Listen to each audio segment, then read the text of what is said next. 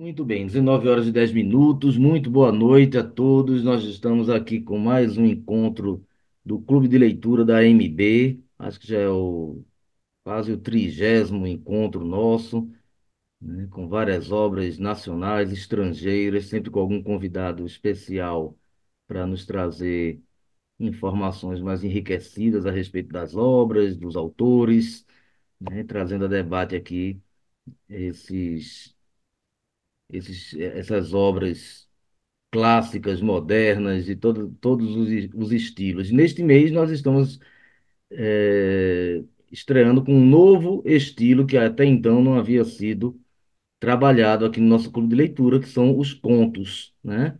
Trabalhamos vários romances, chegamos a trabalhar até uma peça teatral, né, o Hamlet, mas o conto é a primeira experiência nossa, né? E selecionamos três contos do Machado de Assis para esse estudo, né? Ninguém mais representativo na literatura nacional em termos de contos do que o próprio Machado de Assis. Talvez, e não é exagero de minha parte, o maior escritor brasileiro de todos os tempos. Então, selecionamos esses três contos. Antes de iniciarmos, estávamos conversando com a professora Flávia Amparo. Ela já enaltecendo a escolha desses três contos, que realmente são bem significativos, né, com temáticas bastante interessantes e que irão suscitar, com certeza, bons debates, né? A professora Flávia Amparo, que é a nossa convidada deste mês, ela é doutora em Letras Vernáculas, área de concentração em Literatura Brasileira pela UFRJ, com pesquisa dedicada à poesia e ao poético na obra de Machado de Assis. Atualmente, é professora titular do Colégio Pedro II e professora associada de Literatura Brasileira da Universidade Federal Fluminense. Integra o corpo docente do Programa de Pós-Graduação de Estudos de Literatura da UFF e o mestrado profissional em Práticas de Educação Básica do Colégio Pedro II. Sua pesquisa tem se concentrado na área de literatura, do letramento literário, com foco na formação do leitor literário e na proposta de pensar uma poética para o ensino de literatura. Publicou livros na área de criatividade e interdisciplinaridade, pela editora Pedro e João, e na área de criatividade e interculturalidade, pela editora CRV. No campo literário, lançou dois títulos da coleção essencial da Academia Brasileira de Letras, em parceria com a Biblioteca Nacional, sobre Mário de Alencar e Luiz Murat. Organizou também pela Global Editora as melhores crônicas de Josué Montelo. Eis aí o rico currículo, mini currículo, na verdade, que o currículo é muito mais rico do que isso, da professora Flávia Amparo, a quem agradecemos mais uma vez pela aceitação ao nosso convite e passamos a palavra para que possa nos trazer aí os debates sobre os contos Pai contra Mãe, A Cartomante e A Igreja do Diabo, de Machado de Assis. Com a palavra, professora Flávia, seja bem-vinda. Muito obrigada, uma boa noite a todos. É um prazer estar aqui novamente, né, e novamente para falar de Machado de Assis. Então, de fato, é, Machado é um escritor que ganha vitalidade a cada momento, e atualmente ele está ganhando as redes sociais também, né, inclusive o TikTok viralizando aí, né, a partir de uma BookTok, né, trazer à tona ali a essencialidade de Memórias Póstumas de Brás Cubas, e agora já postou uma outra sobre Dom Casmurro, né? Então, os leitores em língua inglesa do Machado estão com uma ótima tradução de uma tradutora maravilhosa, chamada Flora Thompson DeVoe, que traduziu Memórias Póstumas de Brás Cubas, e essa tradução tem viralizado já, não de agora, na pandemia já tinha esgotado essa primeira edição das Memórias Póstumas, realmente uma tradução primorosa, e Machado está aí ganhando também o mundo, né? Ganhando as redes sociais, então essa atualidade dele, de fato, é impressionante, né? Então, a escolha também, em relação ao que vocês fizeram desses três contos, mostra o quanto essas histórias continuam, não é, sendo atuais. Então a gente lê essas histórias, apesar de uma linguagem, às vezes algumas palavras, né, já terem caído ali em desuso por conta do tempo, mas ainda são extremamente interessantes. E é também interessante, né, uma advertência que o Machado faz em relação ao gênero conto, né, quando ele publica várias histórias, né, que é onde vai ser publicada a Cartomante, né? Então ele diz assim, ele pega uma epígrafe de Diderot, em francês, né, mon ami, faisons toujours des contes, le temps se passe, le conte de la vie s'achève, sans qu'on s'en aperçoive. Então ele diz, meu amigo, vamos fazer sempre contos, vamos escrever sempre contos, né? O tempo passa e o conto da vida se acaba sem, né, que se perceba, né? Então, fazendo contos, escrevendo contos, a gente se distrai um pouco desse conto da vida, né? Então a gente não se dá conta de que esse conto está se acabando. E isso é bem interessante porque quando ele vai publicar o último livro de contos, que é exatamente onde vai estar, né? Pai contra Mãe, que é em 1906, ele morre 2 anos depois, em 1908. Ele fala sobre isso, né? Com um amigo por carta. Ele diz: eu estou publicando isso aqui por teimosia, porque afinal é uma grande distração para mim também, né? E eu creio que esse vai ser meu último, né? Meu último livro. Não foi, porque o último livro foi Memorial Diários, um romance, né?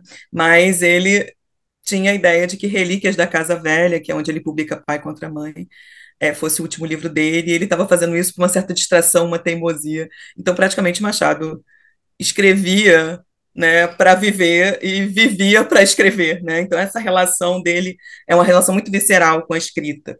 E o que que tem em comum entre esses três contos que foram publicados em épocas distintas da vida do Machado é que todos eles foram publicados em livro e todos eles vão abrir o livro. Tá? Então vocês escolheram, não foi engraçado, foi uma escolha aleatória que vocês fizeram por contos que são importantes, mas veja que interessante, o que, que vai unir esses três contos, né? Então, a Igreja do Diabo, que é o primeiro conto, né, do livro, né, que ele vai publicar, que vai ser Histórias Sem Data, né, que é de 1884, né, em que Machado já está consagrado, porque Memórias Póstumas, né, deu a ele essa consagração, né, e a Memórias é de 1881. Então, ele vai escrever primeiramente esse conto num jornal chamado Gazeta de Notícias, em 1883, né? Então, quer dizer, um ano depois, ele pega, né, a Igreja do Diabo e coloca como o primeiro conto do livro dele, de História Sem Data. E isso é muito significativo, porque a gente às vezes analisa um conto solto, né, como se ele tivesse uma existência, né, solitária, mas quando o escritor coloca, faz uma coletânea de contos, ali tem uma certa integração, e é muito interessante ver qual é a primeira obra, ou seja, a obra que abre esse livro e a obra que fecha o livro, porque todo cara que é escritor, ele pensa isso. Então, quando ele vai publicar, seja coletânea de poesia, seja de conto, ele tem essa ideia. Eu preciso abrir esse livro com o melhor, normalmente, né? Então vocês podem observar, né? Tanto os experientes, né? Os escritores que publicam muito, eles têm por conceito, né? Trazer sempre o melhor para abrir ali, né? A porta de entrada do livro dele. Então, a Igreja do Diabo vai abrir Histórias Sem Data, assim como a Cartomante vai abrir várias histórias, que ele vai publicar em 1896, né? Então, mais de 10 anos depois. E também, né, Pai contra Mãe vai ser o conto que abre Relíquias da Casa Velha, de 1906. Então, assim, vejam, né, o que interessante a gente pensar que esses realmente são contos que têm para o Machado uma importância. O interessante também disso é que a Cartomante e a Igreja do Diabo foram escritos num intervalo de 1 ano, porque também a Igreja do Diabo, né, assim como a Cartomante, vão ser publicados no mesmo jornal, Gazeta de Notícias, um em 83 e o outro em 84. Só que a Cartomante só vai sair em livro praticamente mais de 10 anos depois, em 1896, porque Machado estava muito concentrado em fazer outras coisas, né? Então, em escrever principalmente romances. Eu acredito que seja isso, é o que eu penso, né, em relação a esse período aí da década de 90 que ele estava escrevendo crônica, com contos também no jornal, e nem sempre tinha essa coisa de reunir tudo isso, né? Mas ele só vai escolher publicar, né, a Cartomante muitos anos depois, e Pai contra Mãe ele nunca publicou em jornal, tá? Então ele já publicou, já nasceu em livro, tá? Então a primeira publicação em 1906 e não tem histórico desse Pai contra a Mãe em outro jornal, em outro veículo. Então ele criou especialmente para esse livro, só que esse livro não é um livro de contos, Relíquias da Casa Velha é um livro que ele vai reunir, ele vai abrir esse livro com um poema de homenagem à esposa, porque a esposa tinha falecido em 1904. Então, em 1906, ele praticamente está dedicando esse livro à Carolina, né, que ele abre com o poema Carolina, que é um dos poemas, um soneto lindíssimo do Machado, quase como uma despedida da esposa. E em seguida vem Pai contra Mãe. E ele fala nesse livro que esse livro é um pouco, essa casa, essa relíquia da Casa Velha é um pouco dessa casa velha dele, né? Porque ele já está bem idoso, ele já está doente, né? Então, ele tenta reunir ali um pouco do que habita essa casa, que é o velho Machado de Assis, né? Então, ele coloca isso na advertência, é algo bem interessante da gente pensar, porque nesse livro ele reúne poemas, peças de teatro, texto crítico, conto outros gêneros que não têm, assim, necessariamente relação com o conto em si. É quase como se ele quisesse reunir ali todos os gêneros do que ele fez da vida inteira, né? Então, são esses primeiros detalhes que a gente pode trazer. Mas analisando propriamente, né, vou começar por ordem cronológica, a Igreja do Diabo, né? E aí, a Igreja do Diabo é uma questão, assim, que é quase como variação sobre o mesmo tema do Machado de Assis, né? Machado tinha uma preocupação muito grande com a questão religiosa, né? De início, no começo da vida dele, questões muito ligadas à Igreja Católica, né?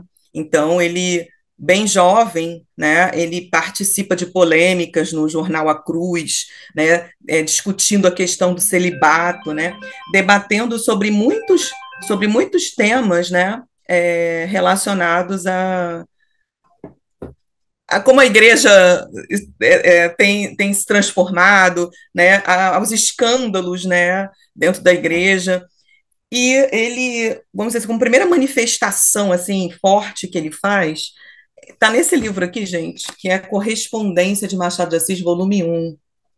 Ele publica num jornal uma carta aberta, né, ao bispo da igreja, né, católica, e ele vai falar nessa correspondência, né, sobre como a igreja tem se degradado, como a igreja não tem cuidado, né, do seu povo e tal. Então, é interessante a gente pensar, porque a gente sempre coloca Machado como um cara cético, né? Alguém que não cria em nada ou que não acreditava em nada, mas a gente percebe no começo da vida que Machado tinha uma ligação muito forte com a Igreja Católica, né?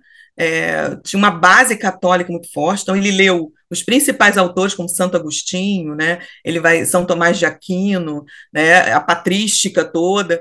Ele tinha várias obras do Renan em casa. Ele tinha assim a Bíblia, né, a Vulgata, né, ele tinha a Bíblia em latim, em português, então, e não só, né, no decorrer da vida ele vai estudar várias outras religiões, ele vai terminar a vida dele lendo o Rig Veda, né, religiões hindus e tal, e ele vai, de certa maneira, trabalhar também com essa questão religiosa, mas de uma forma bem irônica no final da vida. Então, é quase como se ele fosse ganhando um certo ceticismo. Então, essa carta que ele publica é de 1862, carta ao senhor bispo do Rio de Janeiro, né? E ele vai falar sobre essa questão religiosa, né?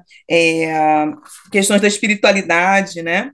E ele vai dizer, vou pegar só um trechinho, não dá para a gente ler a carta toda, mas ele diz assim: não serei exagerado se disser que o altar tornou-se balcão e o evangelho tabuleta. A religião é ensinada pela prática, e como prática, nunca pelo sentimento e como sentimento. Há muito bom cristão que compara as nossas práticas católicas com as dos ritos dissidentes, e, para não mentir ao coração, dá preferência a elas por vê-las simples, severas, graves, próprias do culto a Deus, né? E aí ele entra no tema dos escândalos sexuais da igreja, né, da forma como os padres estão. Então, é uma carta aberta que ele publica num jornal, exatamente para provocar ali, né, aquele meio religioso, né? E a gente já sabe que nos romances Machado vai tratar desse tema novamente, em Dom Casmurro, que é o padre que se apaixona ali e vai largar o seminário para se casar com a Capitu, né? E não só nesse romance, ele tem um romance meio renegado, né? Que ele nunca publicou assim em livro, mas que está no jornal, chamado Casa Velha, que ele conta a história de um padre que entra na casa da pessoa para e se interessa pela filha da moça lá e se apaixona por ela. Então, assim, e começa a interferir na vida daquela família por conta disso, né? E há uma discussão dos escândalos sexuais da igreja, enfim. É uma obra que ele não chegou a publicar em livro posteriormente, só depois da morte de Machado, que a Lúcia Miguel Pereira publicou. Então, dizendo isso, ele pega praticamente uma frase de Santo Agostinho, que é a igreja do diabo imita a de Deus, e a partir dessa frase ele vai construir esse conto, a igreja do diabo, né? E ele vai dizer que vem de uma ideia mirífica, ou seja, de uma coisa maravilhosa, uma coisa fantástica, né? Que causa espanto e tal.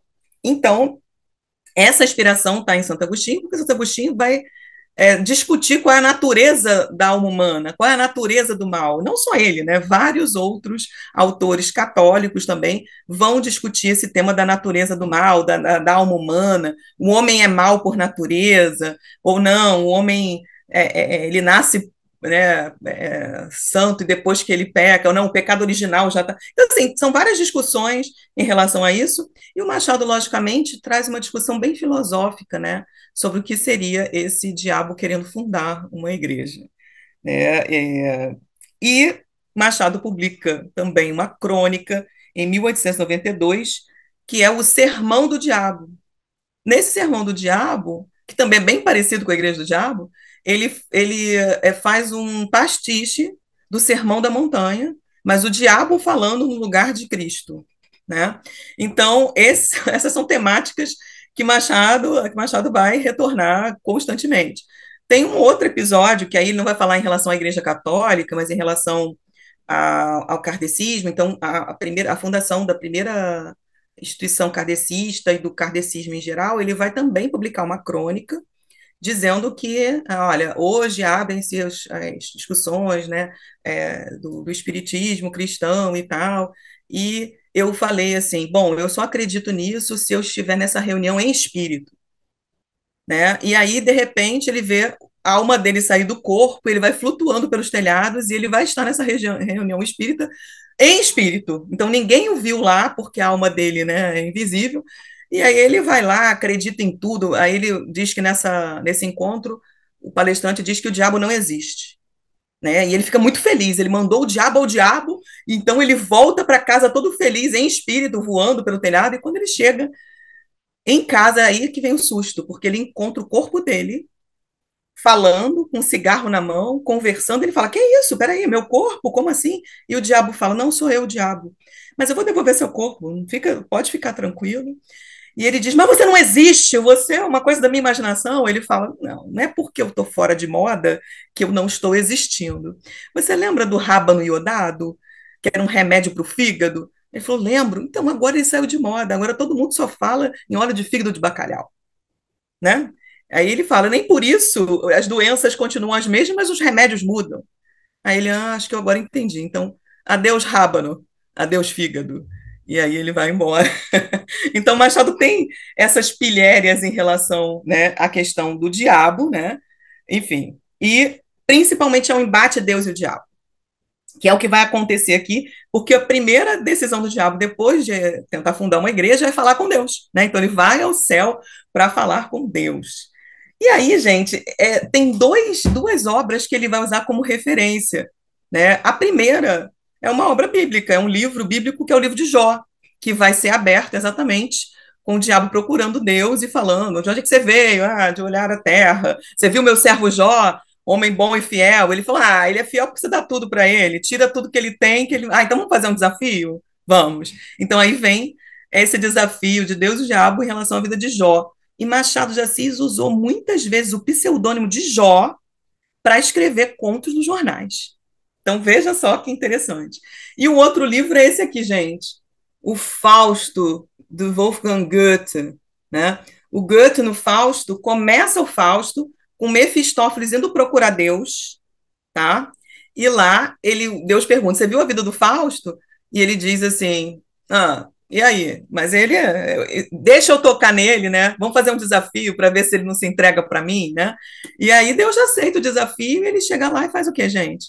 Vai pedir para o Fausto, né, assinar um contrato, né, em que ele vai empenhar a alma dele para o diabo. Então, ele vai falar isso também no conto, ele vai dizer assim, eu não vim aqui pelo Fausto, né, o diabo do conto, a igreja do diabo fala, eu vim pelos Faustos dos Faustos, ou seja, todos os outros, eu não estou preocupado com um homem só, eu quero a humanidade inteira, não é? Eu não quero só um Fausto, eu quero vários. E é bem interessante, né, nesse desafio, essa coisa de Deus desafiar o diabo como se a vida humana fosse o quê, gente? Uma espécie de joguete do destino, né?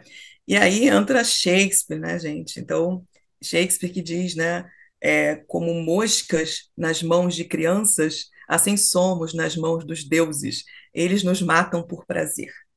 Então, é essa questão de que o homem como joguete do destino entre Deus e o diabo, né? E ali nós sendo, vamos dizer assim, o prêmio, né, desse desafio, quem ganha e quem perde nessa aposta. E a nossa vida ali no meio. Então, mas só que Machado, nesse conto, é quase como se ele dissesse: olha, diabo, abre o olho, porque o homem ele acende uma vela para Deus e outra para o diabo, não é? Então, se essa igreja, não é, que o diabo diz, ó, agora vocês podem fazer tudo, né? Ele começa fazendo essa pregação, Deus está entediado, ele fala assim, ah, diabo, você não aprende nunca, não é?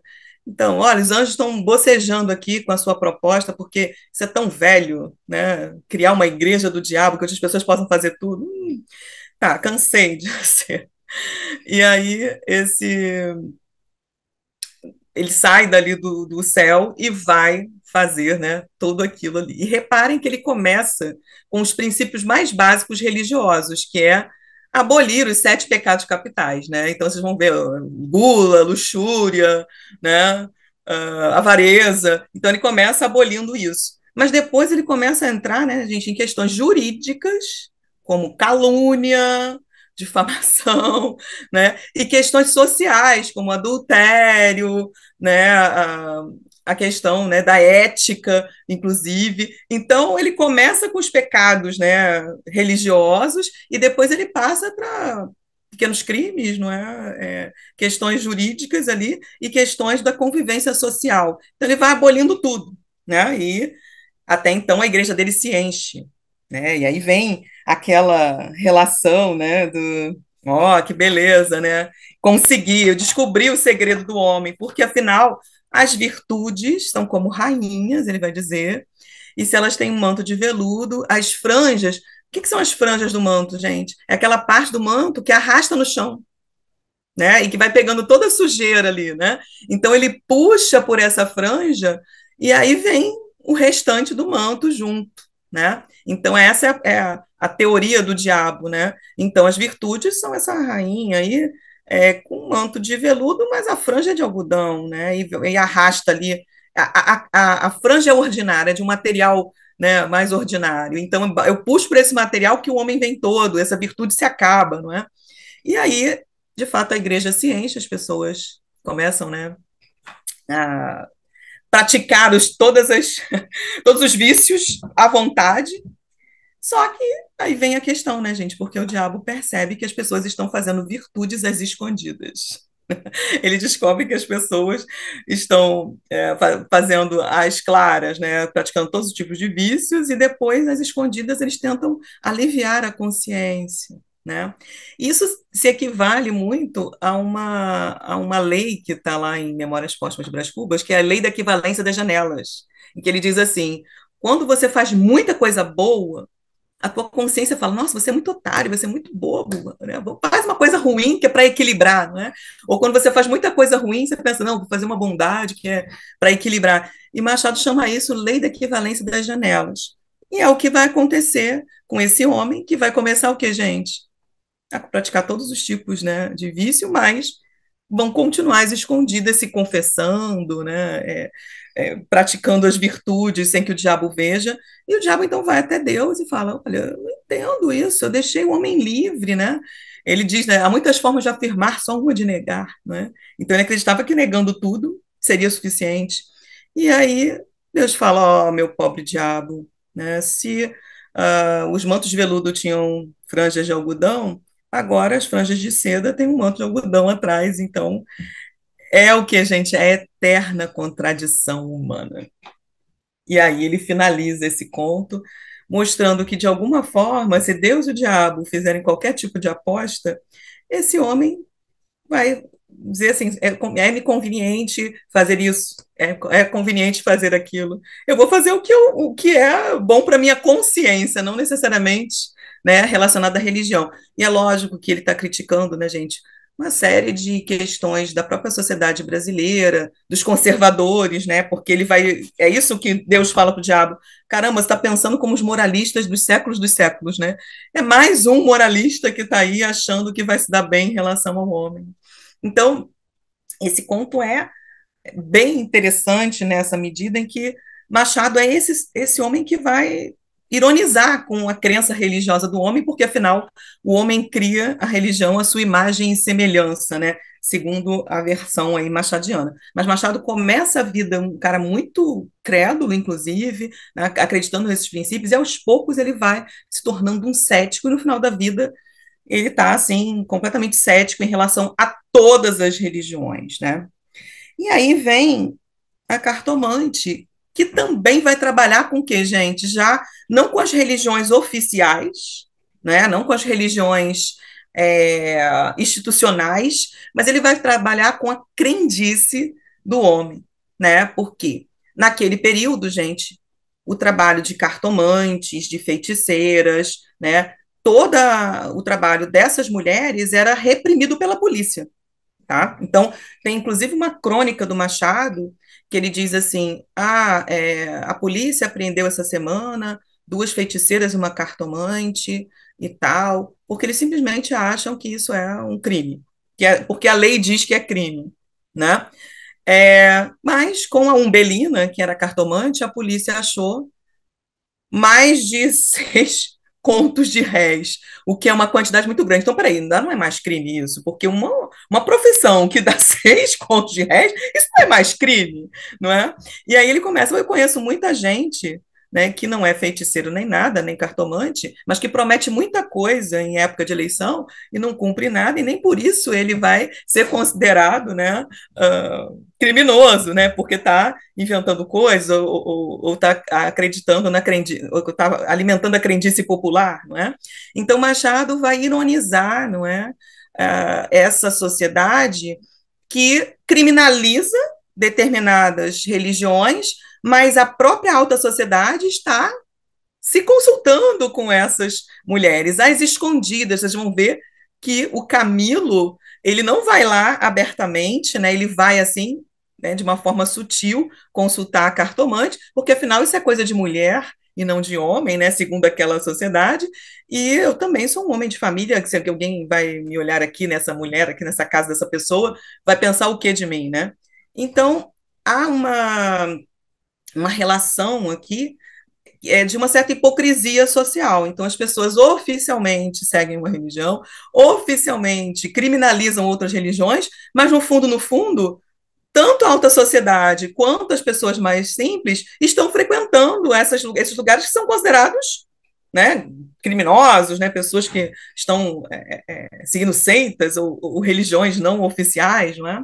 E a gente vai ver, por exemplo, num outro romance, que é Esaú e Jacó, que é de 1904, que uma família riquíssima, né, que é a família Santos, as mulheres vão lá consultar uma pitia do Morro do Castelo. O Morro do Castelo, que era um lugar assim muito simples, né, na região ali mais pobre da cidade do Rio de Janeiro, e elas vão lá consultar essa pitia às escondidas. E detalhe, gente, elas não querem ser vistas como pessoas ricas. Então elas vestem as suas piores roupas e vão subir o Morro do Castelo. Só que todo mundo sabe que elas não são dali, porque mesmo a pior roupa delas é uma roupa muito, né, mais assim, que vai ser assim, vai chamar a atenção das pessoas, né?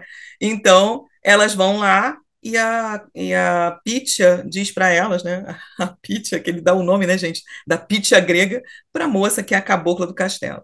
E elas lá consultam sobre os destinos dos filhos, e ela diz assim: eles brigaram no ventre? Brigaram, eu senti alguma coisa assim, mas isso não é importante, serão grandes, coisas futuras. E ela dá uma, né, só fala de felicidade ali e ganha também um valor, né, bem acima do que ela costuma cobrar, porque ela deu um destino feliz, né, serão grandes. Isso é que é importante para aquela sociedade. E aqui a gente repara também que a cartomante espera o Camilo, né, é, dizer quanto é que ela merece. E ele dá 10.000 réis, quando a consulta era 2.000 réis, né? Mas Machado aqui, ele está trabalhando exatamente com a crendice do leitor. Então, sabendo que o povo do Rio de Janeiro era um povo extremamente crédulo, ele já vai começar o conto dele com uma frase de William Shakespeare, né?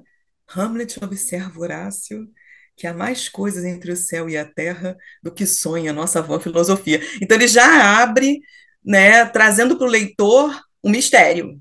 Não, vocês precisam acreditar nas coisas misteriosas muito mais do que a gente está vendo, né? A gente tem a crença, e o Camilo debocha da Rita, não, isso não existe, é besteira, você foi consultar, né? E ele lembra do que a mãe falava para ele também dessas crenças. Ele diz que ele é um cético, que não acredita em nada. Mas quando ele recebe aquele bilhetinho, né, gente? Vem já à minha casa, preciso falar urgentemente. O que que a razão diz para ele? Cara, ferrou, já estão. Ele já está sabendo de tudo, eu não vou nem aparecer lá, senão ele vai me matar. Mas aí ele se deixa levar pela crença. E não só isso, né? O conto muda todo de figura. Quando ele recebe aquela coisa, vá, vá tranquilo, vá, ragazzi innamorata, né? Que ela é uma italiana. E ele já ainda canta uma barcarola para ele no final. E ele sai dali feliz. Então ele vê o céu maravilhoso, ele vê a Bahia. Então nós também estamos acreditando nisso. Então Machado está trabalhando com a crença do leitor. E aí, quando a gente chega no final e a gente vê aquela cena de assassinato, como é que a gente fica?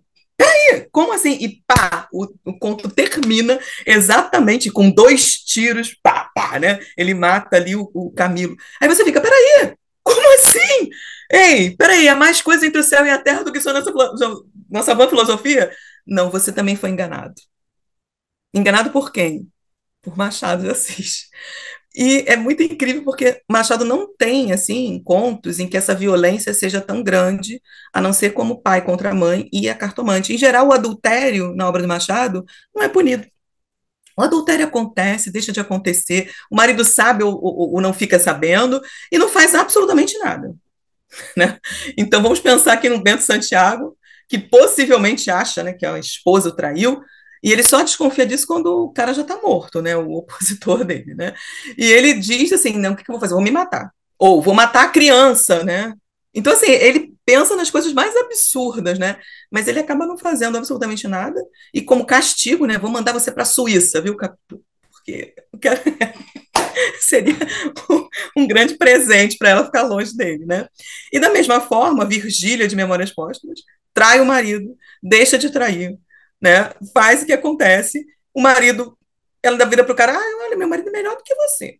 E deixa lá o Brás Cubas e volta para o marido, e tá tudo certo, e nada acontece, não tem crimes assim passionais, né? A não ser na cartomante. Por quê? Porque ele deixa alimentar na gente o que, gente? A ideia de que a cartomante deu a segurança e você acredita naquilo e você sofre. Aquele tiro é em você também, né? É um tiro na sua crendice, na sua fé ingênua e tal. Então, Machado brinca com esse leitor, assim como ele, né, trabalha ali no coração do Camilo, que começa cético e que depois vai crer demasiadamente nessa cartomante e vai acabar o quê, gente? Morto, porque ele não confia no seu próprio quê? Na sua própria capacidade crítica de avaliar que aquele bilhete ali, com certeza, não era um bilhete afável, não era um bilhete de amizade, né? Bom, e para a gente finalizar, vem pai contra mãe, né? Pai contra mãe que trabalha o tempo inteiro com a ironia, né, gente? Então, nem todos os escravos gostavam de apanhar pancada, nem todos os escravos gostavam da escravidão. Gente, Quem gostava da escravidão, né? Ah, os aparelhos, olha só, com aquela máscara de folhas de Flandres, ele também perdia o vício, né? Porque ele, sem comer, ele também não praticava gula, né? Então, praticamente, ele não roubava também de seu senhor. Olha só, então, dois pecados estavam retirados da humanidade. Então, aquela sociedade extremamente religiosa era capaz das piores crueldades com outros seres humanos, né? Inclusive privando de necessidades essenciais, como se alimentar, né? Enfim. Então, Machado está ali falando desses horrores de uma escravidão que já acabou, aparentemente na lei, mas que ainda permanece naquela sociedade. Então, para a gente complementar esse conto, é interessante também ler uma crônica que ele escreve logo em seguida do 13 de maio, em que ele vai falar do Pancrácio, né, que é o sujeito que recebe a carta de alforria, né, do seu patrão lá, né, e ele diz assim, olha, Pancrácio, tá aqui sua carta de alforria, mas você aqui tem casa amiga, você tem tudo, fica, tá bom, meu senhor, fico. E depois ele começa a dar peteleco, beliscão, pontapé. Ele fala, não, são os efeitos da liberdade. Então, assim, é toda uma ironia que o sujeito vai fazer com o Pancrácio, né? E ainda diz, olha, você cresceu muito, você vale mais do que uma galinha, Pancrácio, né? Então, termos como esse, né? E no final, ele vai dar uma festa dizendo que deu a liberdade para o escravo dele. Mas o escravo continua o quê, gente? Na casa dele, fazendo as mesmas coisas e recebendo os mesmos castigos de antes. E ele vai ser elogiado, vai sair um artigo no jornal sobre a alforria que ele deu para o escravo antes mesmo da lei áurea, né? E depois ele diz assim: tá feito, eu vou ser deputado.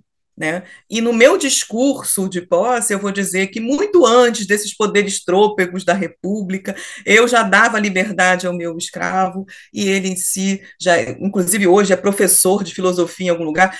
Bom, aí ele diz, né, é por hipótese e tal, enfim, mas que essa é a lei dos homens, é o destino da humanidade e tal. Então, toda essa carta pomposa, para quê, gente? Para se autopromover, né?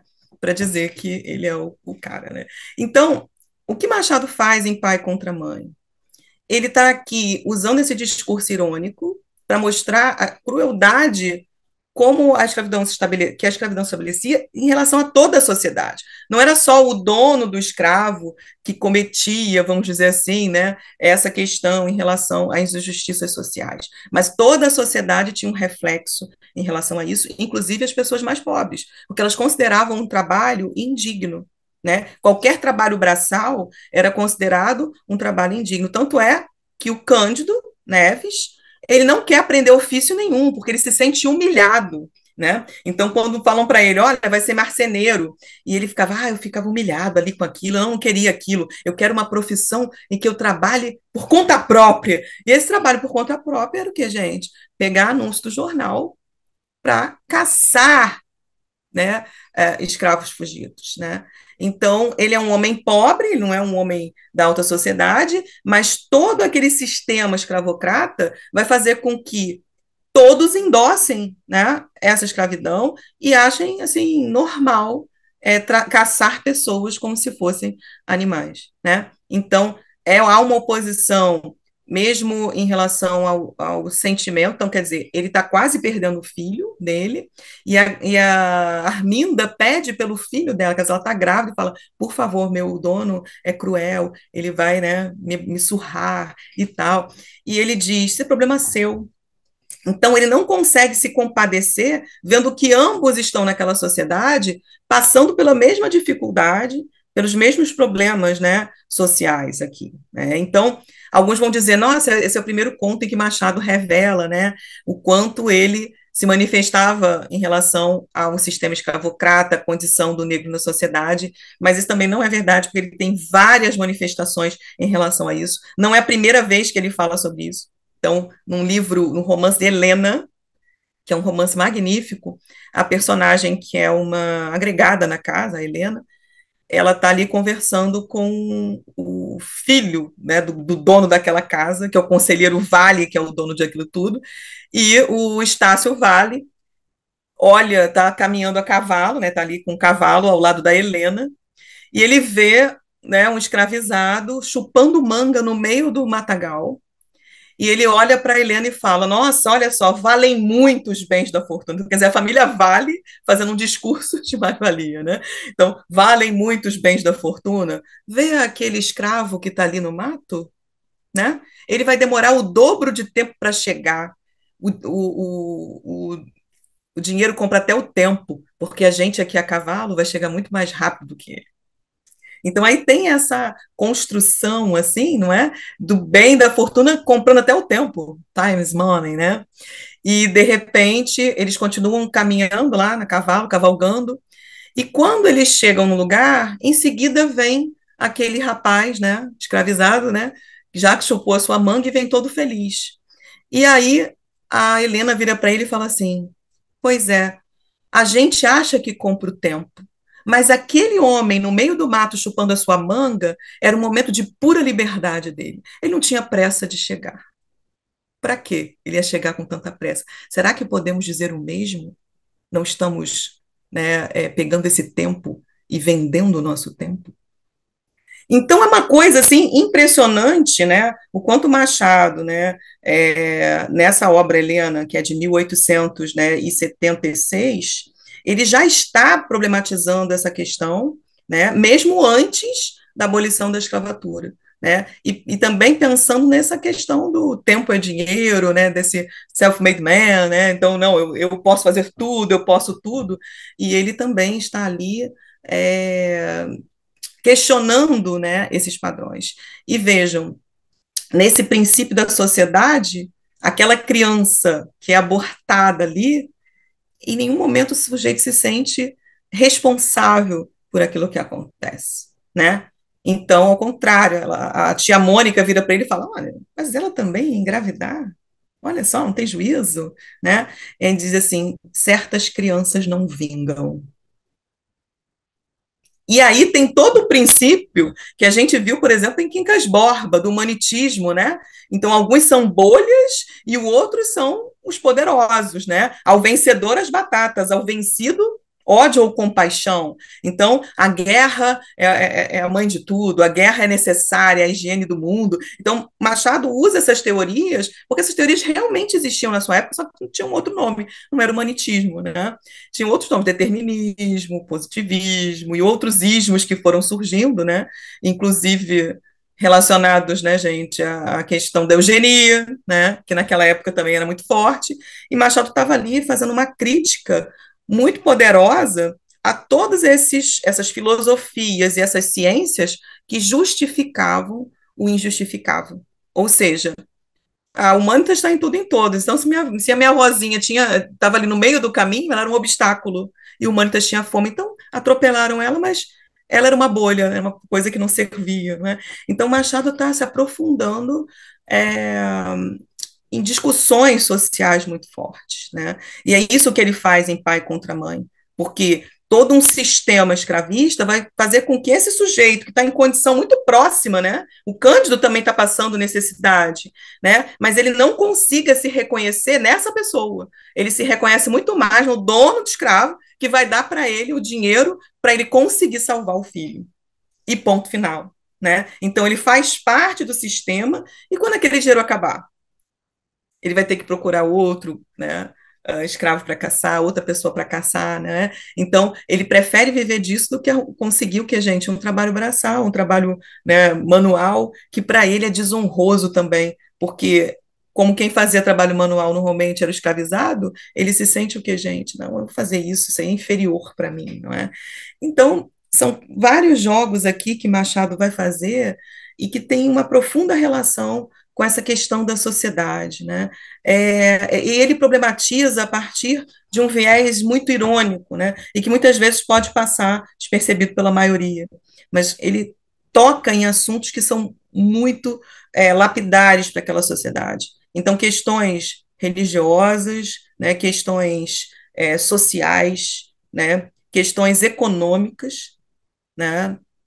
E que ele vai trabalhando aqui com toda a sutileza dele, né? Às vezes com mais sutileza, às vezes com menos, mas que ele vai traçando aqui, não só escrevendo histórias, não só fazendo ficção, mas toda a ficção de Machado é uma grande reflexão sobre a sociedade brasileira né, tanto do século XIX como do XX, lembrando, né, que Pai contra Mãe já foi escrito no século XX, porque ele escreveu em 1906, né, então Machado é esse escritor da virada, e é um escritor muito preocupado, né, com como a sociedade vinha, né, se organizando dentro desse sentido, né, como a sociedade criminalizava algumas coisas simplesmente porque achava que era crime.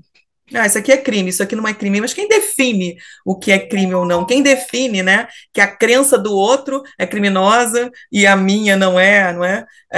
Enfim, então ele está questionando tanto as grandes instituições como os pequenos também. Então ele não faz uma crítica apenas à elite, né, brasileira. Ele está fazendo uma crítica também a todo um sistema que vai englobando, né, a parte de cima para baixo, essa sociedade vai fazendo com que todo mundo aceite essa condição, né?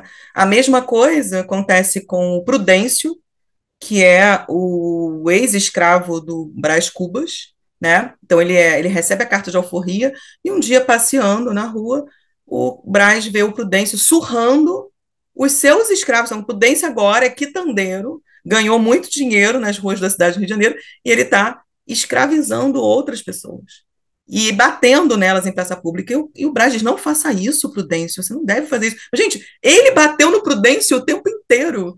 Ele surrou o Prudêncio durante toda a infância. E ele tem autoridade para dizer isso para ele. E ele fala: não, sim, senhor. Ele continua ali. Apesar de emancipado no papel, ele continua preso às ideias do seu senhor e replicando essas ideias na sua própria vida. Né? Então, há todo um trabalho aqui que Machado mostra, né, o quanto esse sistema colabora, né, para a construção aqui de várias injustiças em cadeia, vamos dizer assim, né? Então, vai do mais forte ao mais fraco e passa por todos os setores da sociedade, né? E ele vai falar de uma liberdade maior também, no sentido de que, bom, emancipado o negro, resta emancipar o branco. É o discurso de Paulo em São Paulo, né, no romance Esaú e Jacó, porque a verdadeira liberdade se dá numa sociedade em que as pessoas não estão presas a essas ideias que escravizam os outros, né? Então, sempre que houver esse tipo de ideia, nós também não seremos completamente livres, né? Então, esse pai contra mãe é muito disso também, né? Então, não é quem oprime não é só o dono, né, da Arminda, né? É quem também contribui com isso de certa forma, como uma forma de sobrevivência, né? Mas sobrevivência por quê? Porque não você acha que o trabalho é indigno, né? Então, eu vou dar um jeitinho, né? Eu vou me virar de uma outra forma, eu vou criar uma maneira de ganhar dinheiro, mesmo que seja explorando o outro, caçando pessoas por aí. Enfim, gente, são essas questões aqui que eu levanto aqui em relação a esses três contos. Seria muito bom a gente ler pontualmente algumas partes, mas é muita coisa para falar, então eu tentei, assim, fui um pouco fragmentada, né, nessa construção aqui, mas é que é muita coisa para falar desses três contos e de assuntos, assim, que atravessam toda a obra do Machado. Então, desde o primeiro livro dele até o último, são questões que vão se atravessando. Então, Machado eu falo uma poética machadiana, né? Porque Machado são variações sobre o mesmo tema. Ele faz isso na poesia, ele faz isso no teatro, ele faz isso no conto, ele faz isso no romance. O romance dialoga com a crônica, que dialoga com o teatro dele, que dialoga com o conto. Então, só conhecendo, né, esse todo que a gente vai ver como esse todo faz sentido, como ele se articula e como Machado continua provocando esse leitor, né, e se construindo como esse grande crítico da sociedade brasileira. E autocrítico também. É isso, gente. Então, ele disse, o Kelps disse que a gente tem um espaço, né? Isso. Não sei se foi a minha internet que congelou, se foi da professora Flávia Amparo. Estão me ouvindo? Não. Estamos Então, acho ouvindo, que sim. então foi a internet dela que deu uma travada. Vamos aguardar que retorne. Interessante. Exatamente na hora que ela concluiu, a internet tinha dado uma trégua e congelou. Vamos ver se ela retorna para a gente dar continuidade aqui com os debates.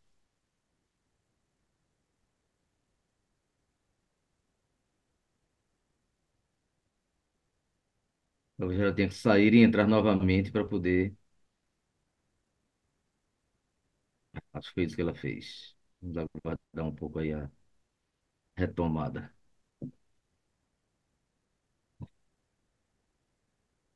Enquanto isso, aqueles que quiserem intervir, fazer algum comentário, alguma pergunta, alguma observação, Eu tenho, levantando a mãozinha eu aí, tenho, na sequência, nós iremos dar a palavra, né, eu a cada tenho. um. Assim, o Franco já levantou a mão. Eu não sei levantar a mão. Antônio, pode falar você, porque o que eu vou falar é para a professora. Então você está com a palavra aí, porque ela tem que estar Não, presente para ouvir o que eu vou falar. Então fica à é, vontade, Não, Antônio. deixa ela muito retornar, que obrigado. aí a gente retoma os debates com a presença dela. Desculpe, Keopsis, não entendi.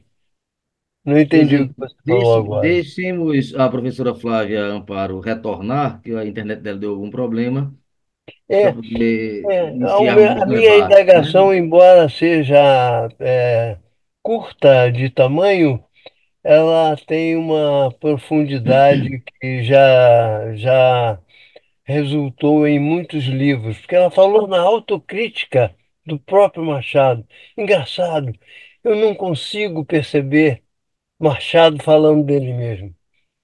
E eu acho que ele foge dele. E isso Vamos pela aguardar, então, as questão. impressões da professora, né? Ela, quando falou autocrítica, ela me chamou a atenção porque eu confesso que eu não consigo perceber quem é Machado de Assis. José Maria, né? Joaquim Maria. Eu não consigo. E quando ela disse autocrítica, ela abriu um universo absolutamente inalcançável para mim, porque eu acho que ele se esconde. Eu acho que ele não se autocritica. É isso aí. É a observação que eu tenho para fazer, com agradecimentos ao nosso queridíssimo Cucuza por me ter dado, me ha donato la parola. Grazie, grazie tanto. Agradecemos, o Antônio. Vamos aguardar que a professora Flávia entre, né? Ela está aqui tentando reconectar. Vamos ver se a internet dela dá o ar da graça.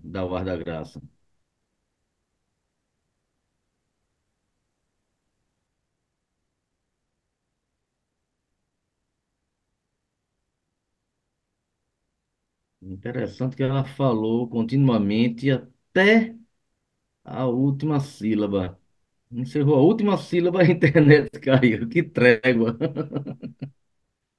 Ela está tentando entrar e que a internet não está funcionando, ela vai entrar pelo celular.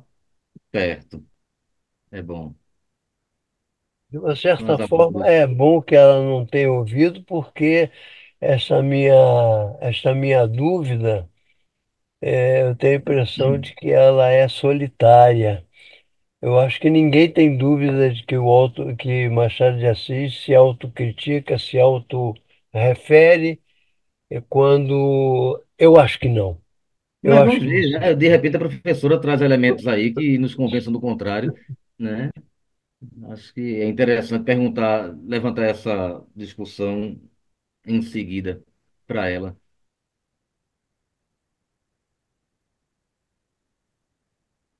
Ô, Antônio, eu acho que o Lima Barreto tinha a mesma opinião, viu? você foi no ponto. Ah, que danado. Ele foi no ponto, porque o Lima Barreto era um autocrítico dele mesmo, não há dúvida. Esse era. Ele falava isso. Aliás, aliás, uma das diatribes que há entre Machado e, e o português, que era filho de um homem que. Ele era português também, mas ele era desembargador, ele era como nós, ele era nosso colega na Rua do Ouvidor. O pai do Essa, ele era nosso colega. e isso ficou escondido e ele não gostava. Os dois não gostavam de alguma coisa das suas origens.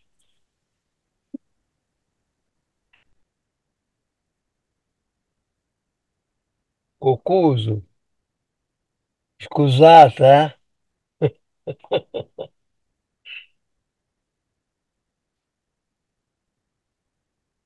Jantando uma Tá, brusqueta caseira. Va bene. Sara, E você o está bicchiere, em assim, o contato? bicchiere di vino. Non si può vivere senza un bicchiere di vino al giorno.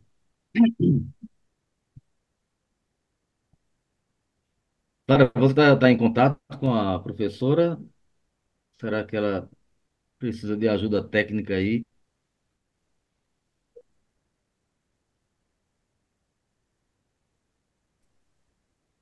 Clementinho, você tem um contato dela para eu Tenho. Eu vou mandar passar. mensagem? Vou Tá. passar. Passa, por favor.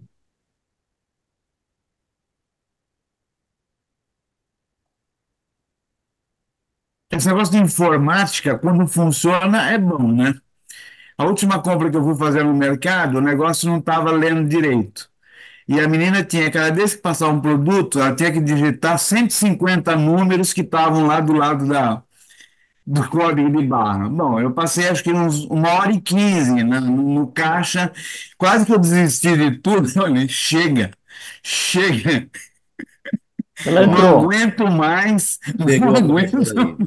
Você é uma das vítimas da inteligência artificial e da tecnologia da inovação. Eu estou Pois é. escrevendo sobre isso, Olá, mas gente, estou vocês me sofrendo. ouvem?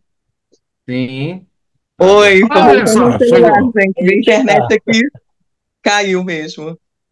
Muito bem. Professora Flávia, antes de mais nada, agradecer pela brilhante aula, que foi verdadeiro uma conversa informal e bem agradável, bem descontraída, né?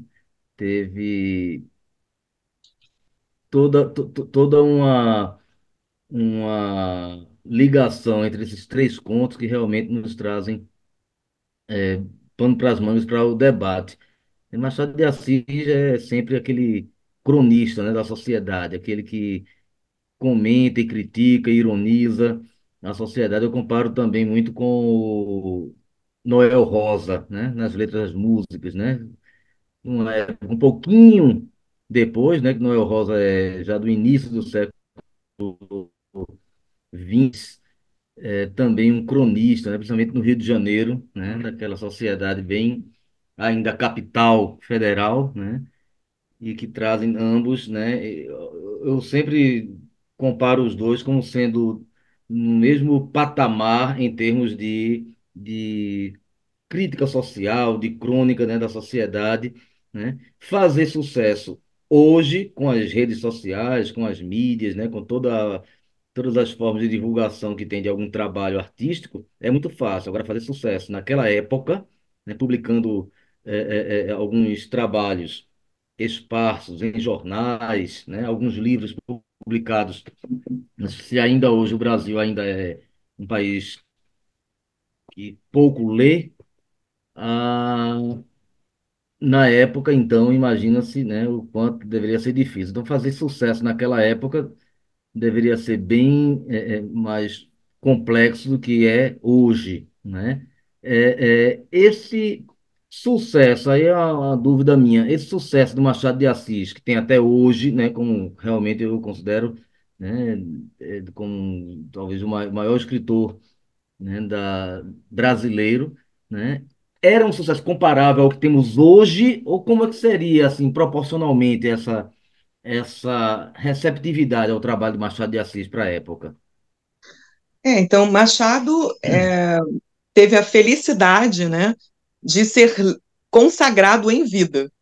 E essa é uma questão, assim, que vários escritores morreram sem ver essa consagração. Então, acho que ele vai morrer assim completamente realizado em relação ao seu trabalho como escritor. Então, teve um reconhecimento entre os seus, né, entre os contemporâneos. Então, foram poucos os que Por exemplo, Silvio Romero, que teve um entrevero com o Machado, que falou um monte de coisa do Machado, mas ele foi amplamente defendido, né, pelos seus, né? Mas essa consagração dele é uma consagração que nem todo escritor consegue, que é a consagração enquanto você está vivo, né? E eu acho que essa obra dele só foi se ampliando mais. A atuação dele hoje, né, como escritor, é muito maior do que a do seu tempo, sem dúvida nenhuma, porque ele foi traduzido, né, para vários outros países, coisa que ele não viu assim em vida, essa tradução, né? Então, essa recepção dele é uma recepção muito Brasil e Portugal, não é? Então, ele teve pouquíssimas obras traduzidas em vida, então ele já escrevia, por exemplo, alguns poemas em francês, então aí já atingia um determinado público, né? Ele foi tradutor também, mas assim, essa obra dele não teve esse alcance mundial, vamos dizer assim, como a gente tem hoje.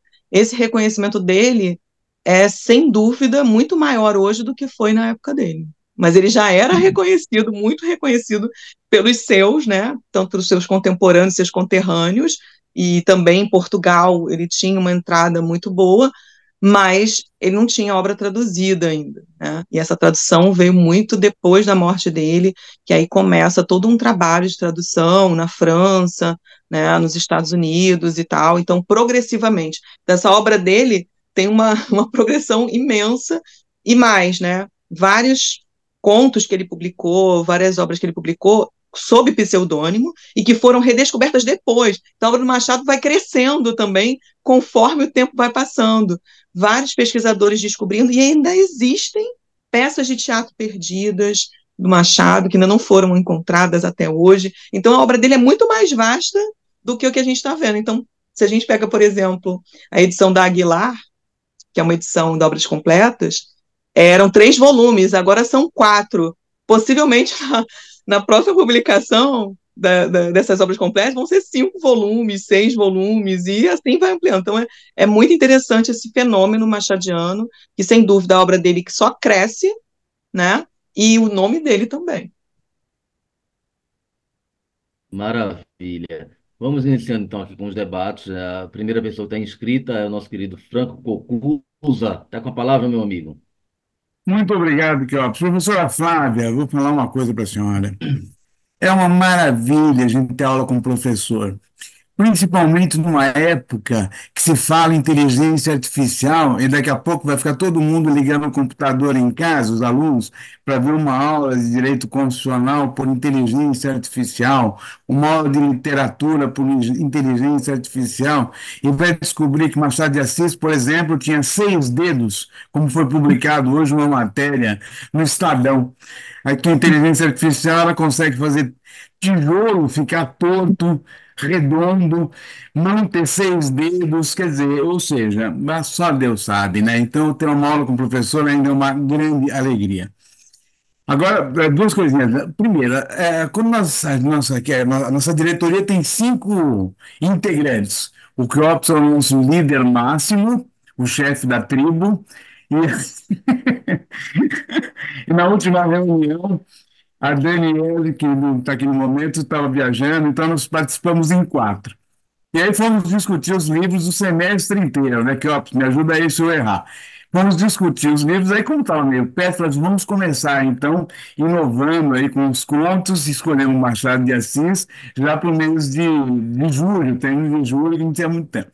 E aí começamos a conversar e cada um sugerindo alguma coisa. A Clementine me ajuda também. Eu acho que o Clementine sugeriu Pai contra a Mãe. Aí eu acho que foi o Cleópatra que sugeriu a cartomante. E aí eu falei assim, então somamos as páginas para não ficar muito e tal. E aí eu falei, então, pô, vamos colocar também a Igreja do Diabo, que é muito bom. É bom demais. E aí, e hoje, com a sua palestra, eu cheguei à conclusão que Machado de Assis estava espiritualmente na nossa reunião participando. Iluminou, iluminou todo mundo, porque eu jamais saberia, imaginava, conheci, porque eu tenho esse livro aqui, que acho que o pessoal que eu mais conhece, Então eu já li um monte deles aqui, não li todos, não. Vou lendo de vez em quando, eu deixo na piscina de casa e vou lendo de vez em quando. E aí eu acho que foi uma grande coincidência a gente acabar escolhendo três contos assim maravilhosos que deram abertura de livros e que foram numa profundidade tão grande. Achei tão legal isso. Essa é a minha observação. Mais uma observação ainda, que eu gosto muito do Machado de Assis e muito do Lima Barreto. Veja só, mais de um século depois, hoje a gente fica falando sobre políticas de inclusão racial, que eu particularmente sou contra, eu sou a favor de inclusão social e não racial.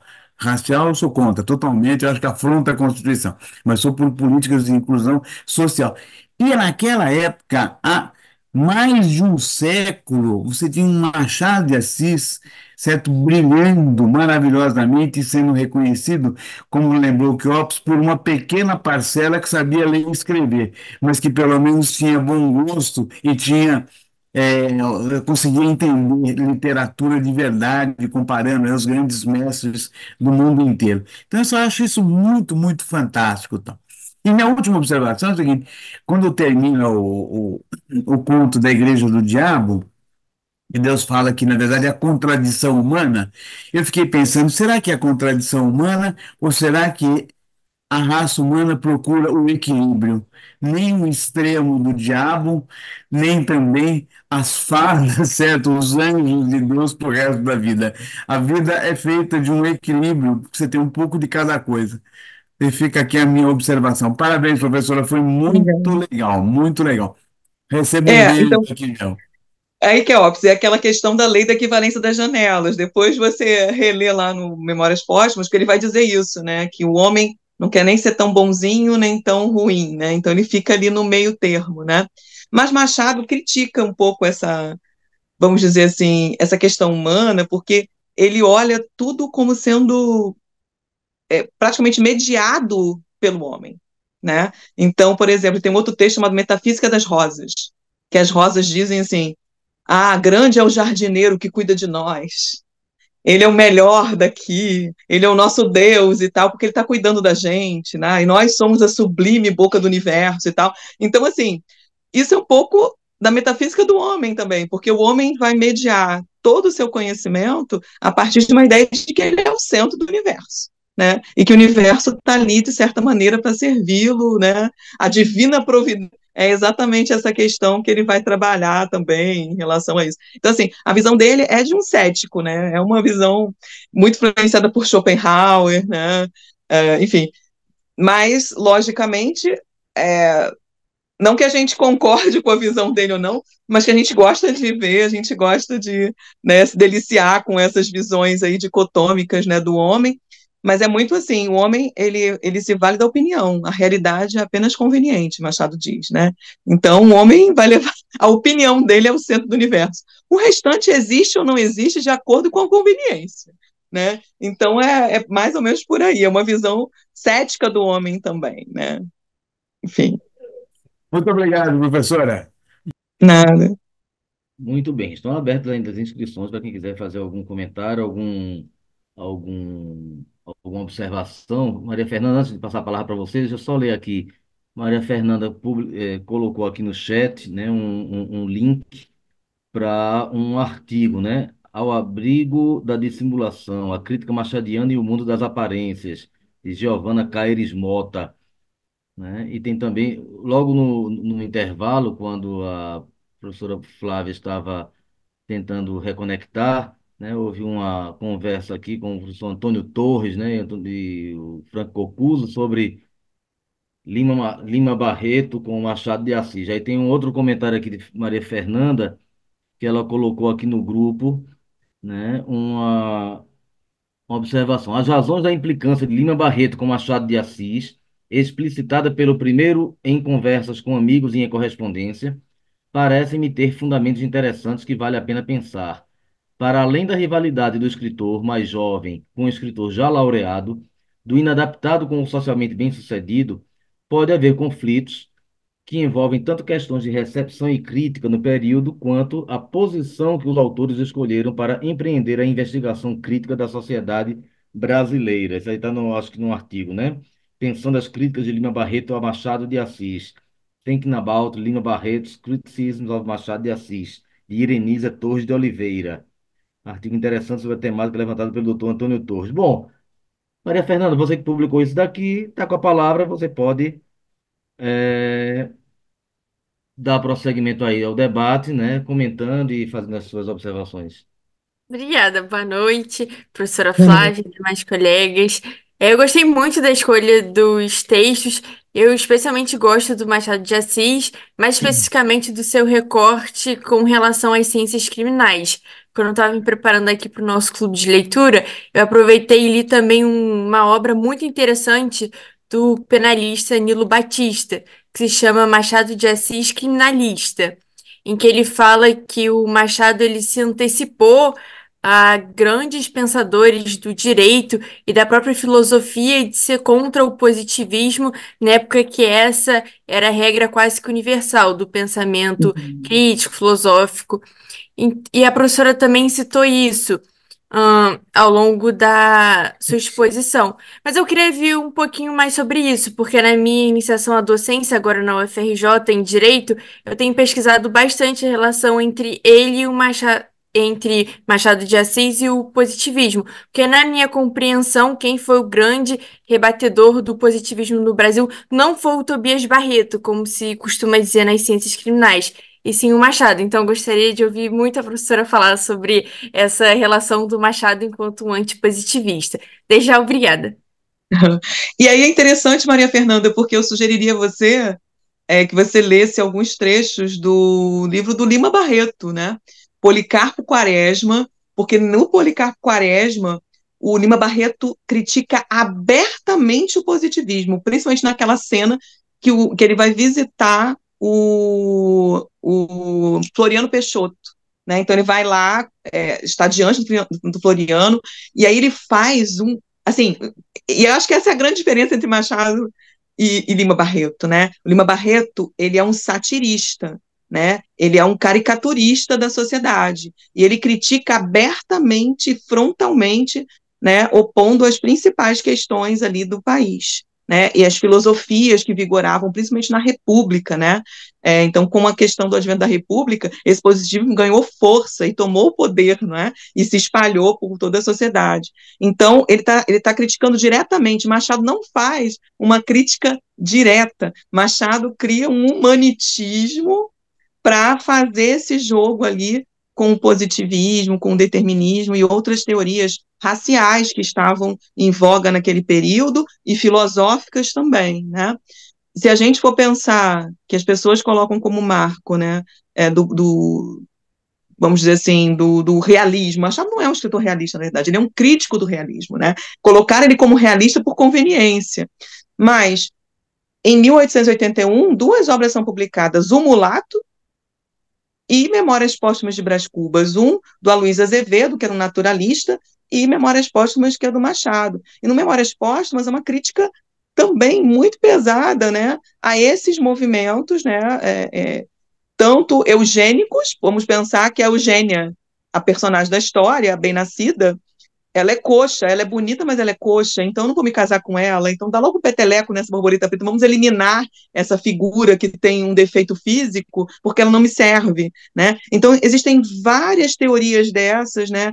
Tanto de eugenia quanto de positivismo, determinismo, que Machado vai criticar na obra dele, e que, no entanto, a Luísa Azevedo, por exemplo, está escrevendo um Mulato, dizendo que esse homem é produto do meio da raça do momento, como Hippolyte Taine falava. Então, ele sendo mulato, mesmo que ele não saiba disso, mesmo que ele não saiba que ele é um mestiço, o final da vida dele é trágico, porque está determinado isso, racialmente determinado, né? Então, essas teorias raciais eram muito fortes nesse período e que foram sendo justificadas, inclusive, né? Quando pegaram as ideias de Darwin e transformaram em darwinismo social. Então, essa crítica do Machado nunca vai ser uma crítica frontal. Mas vamos pensar, em relação ao positivismo no Brasil, as ideias do Comte aqui no Brasil fundaram uma igreja positivista, que existe até hoje. Então, vamos lembrar que o Quincas Borba começou com uma filosofia e, no final, ele cria uma religião. Então, assim, Quincas Borba está ali dentro do humanitismo, seguindo os passos de Augusto Comte, né, nessa criação do positivismo. Então, é bem interessante a gente confrontar isso, como Machado não fala diretamente, não faz uma crítica assim, frontal, né? Mas ele usando, né, toda a ironia, né, essa coisa enviesada do Machado, ele faz sim essa mesma crítica, pensando que o cara começa como filósofo e acaba fundando uma religião, quer dizer, o Quincas Borba, né? E da mesma forma com Augusto Comte. Augusto Comte começa, né, dizendo que a ciência é a base de tudo, e depois ele transforma a ciência dele numa religião. Então, olha que contradição, olha que paradoxo, e Machado está fazendo essa oposição, né? Não sei se eu consegui responder o que você queria, assim, mas é interessante dar uma olhada no livro Barreto também. Não, perfeito, vou olhar sim. A professora citou que o Machado ele não é realista. Fiquei chocada porque a nível escolar eu estudei ele dessa forma. Ele foge assim dessas categorias de escola ou ele seria identificada com outra?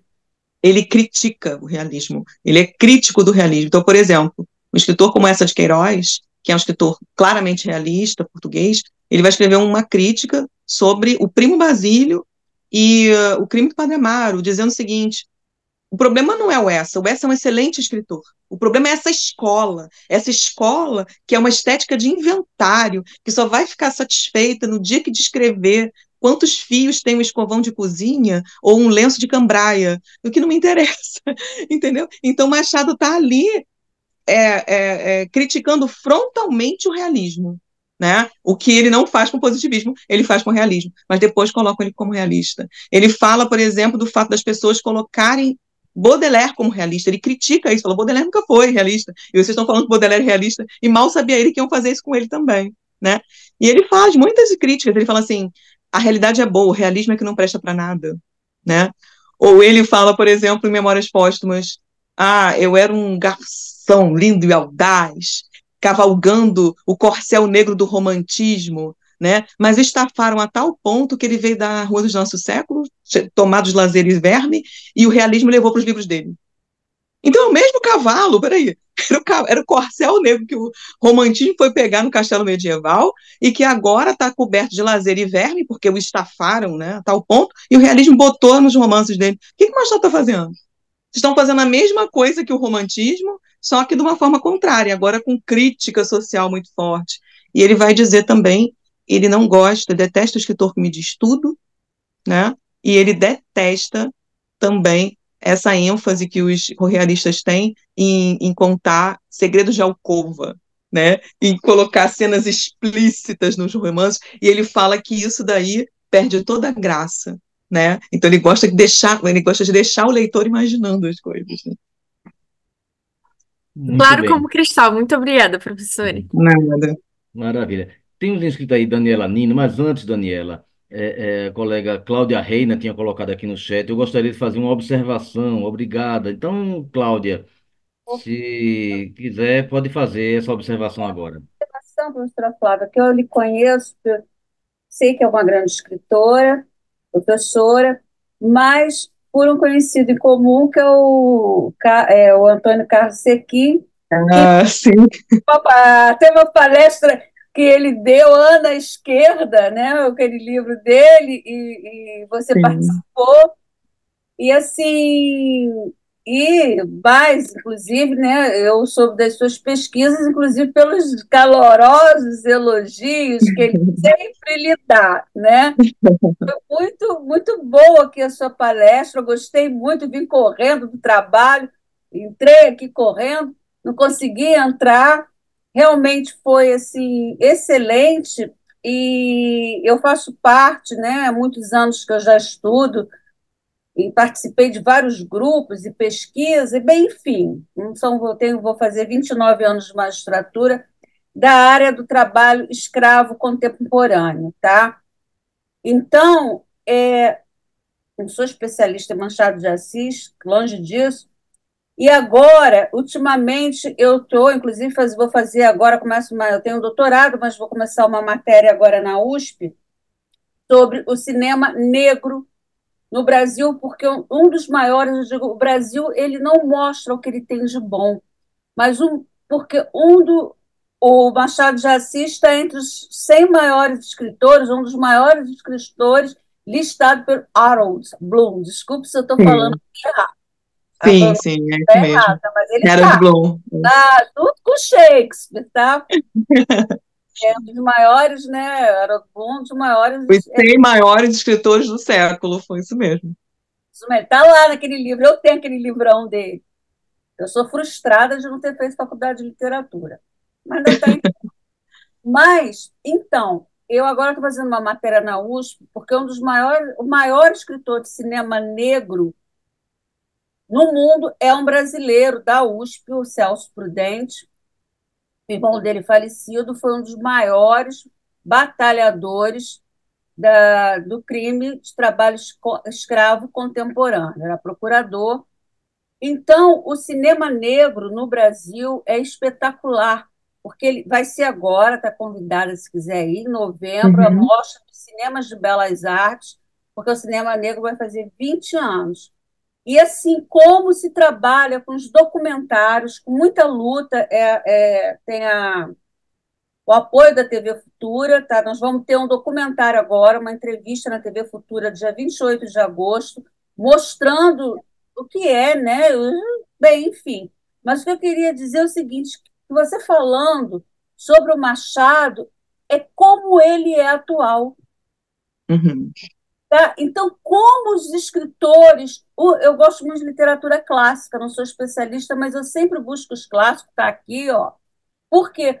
Porque eu não tenho tanto tempo, eu não sou uma estudiosa de literatura, mas os clássicos, eles são. Porque o Machado, ele tem muito, ele também muito lado psicológico dos personagens, né? É como se Uhum. também fosse um pai da psicologia brasileira, né? Como o Dostoiévski foi na Rússia, digamos, o Balzac, o Stendhal. Então, você falava aí do Machado, e eu não conseguia parar de pensar ainda na escravidão brasileira, porque ela existe. Tá? Ela Uhum. existe sim. Nós temos, e eu vivo trabalhando com isso, e, por exemplo, a gente tem ainda o trabalho escravo na condição das domésticas hoje. A gente pega domésticas que estão dentro de casa sem receber salários, dentro de casas de família, que vêm lá do interior do Maranhão, do Pará, 30, 40 anos numa casa, que são analfabetas e não têm como se defenderem. Tá? Sim. Então, quando você fala, a sensação que eu tenho, meu Deus, como isso ainda é atual. Tá? Sim. Como o Machado é atual, você lê Machado e parece que você está, claro, guardadas as proporções da época, da história e etc. Mas como os pensamentos ainda são tão. Né? Como a gente ainda pode utilizar, e como tem uma área no Brasil, tá? No mundo também, tão desconhecida, como a tristeza do nosso povo, a exploração do nosso povo ainda é muito desconhecida. Então, Uhum. a gente. Eu não sei se você já chegou a ver o filme Quanto Vale ou É por Quilo? Sim. Já viu? Então, esse filme é inspirado em Pai contra Mãe. É uma atualização contemporânea das ideias machadianas, mostrando, né, a replicação. Tanto é que os personagens são iguais. É o Cândido Neves, que vai estar lá, a tia Mônica, né, a Arminda, que vai estar no filme. Então, é uma releitura. Esse filme, Quanto Vale é por Quilo, é uma releitura contemporânea de Pai contra Mãe, tá? Dentro do cinema. Então, é bem interessante fazer essa comparação também. Esse grupo é maravilhoso, que eu estou entrando agora. E muito obrigada, e foi ótimo eu ter vindo correndo aqui, Nada. a palestra, e nosso conhecido em comum, Guilherme, está cheio de razão. Você é uma maravilha. Tá bom? Obrigada. Abraço. Eu escrevi um texto que se chama Casa, Quitanda e a Venda, os espaços da escravidão na literatura do século XIX, em que eu faço uma comparação com José de Alencar, Joaquim Manuel de Macedo e Machado de Assis. Pegando. Tá, eu mando para o Antônio, então, e ele distribui para vocês. Para você, para quem se interessar. Não, de nada. Tá ótimo. Muito obrigado, Cláudia, pela contribuição, pela sua participação. Daniela Nino, a palavra, querida. Boa noite a todos, boa noite, Boa noite. professora. Meus parabéns pela sua palestra. Professora, conforme foi desenvolvendo a sua palestra, eu fiquei curiosa a respeito de como se completou a formação de Machado de Assis, principalmente quando a senhora fala a respeito do início dele dentro da igreja, como uma pessoa que tinha, vamos dizer assim, cuidados com a igreja, até escrevendo carta ao bispo e tal, vamos dizer, o que nós sabemos em geral é que a formação estudantil no século XIX era muito ligada, né, aos colégios, sempre ligados à Igreja Católica, e as dificuldades que Machado teve, né, até no Clube de Leitura da Pamages, tratando sobre Dom Casmurro, eu acredito que foi lá, não foi nesse clube de leitura, se falou a respeito que Machado teve uma situação de vida, digamos assim, muito parecida com aquele personagem de Dom Casmurro, que vive na casa do Bentinho, né, que eu não lembro o Do Zé nome. Dias. Do Zé Dias.